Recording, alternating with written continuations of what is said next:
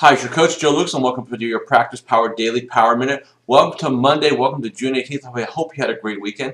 Hey, we always talk about our business being the people business or the relationship business.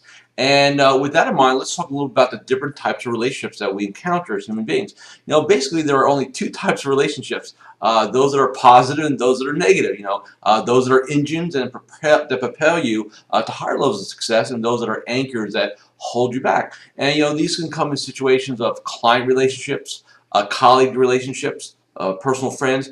And what we need to recognize, and I'll talk more about the business side of things because of the nature of what we do here, is sometimes we have business relationships, even client relationships, that we tolerate, that we hold on to, and either because of fear or scarcity, and we don't recognize the cost, the real price we pay for that. I was reading an article in one of the financial planning journals, and they were talking about an FA, a financial advisor, who basically said is, when so-and-so's on the phone and you don't want to talk to them, or so-and-so, you need to return their call, and you don't want to return their call, or it's time for a review, you don't want to sit down and talk to them and be with them, guess what?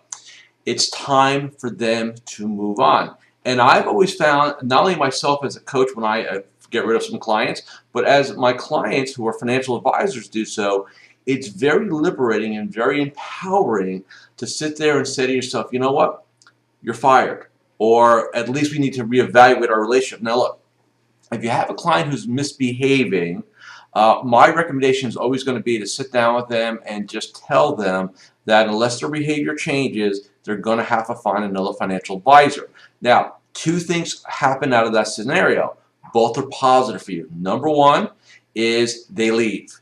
And you know what? Which means they were never going to change. They didn't value you. And you're going to say to yourself, good riddance, should have done it a long time ago. That's been my experience. The second outcome is that they go ahead and they basically say, well, if you're willing to get rid of me, then, and I don't want that, I'll change. In other words, they'll start behaving. And that's a net positive also. So either way, no downside.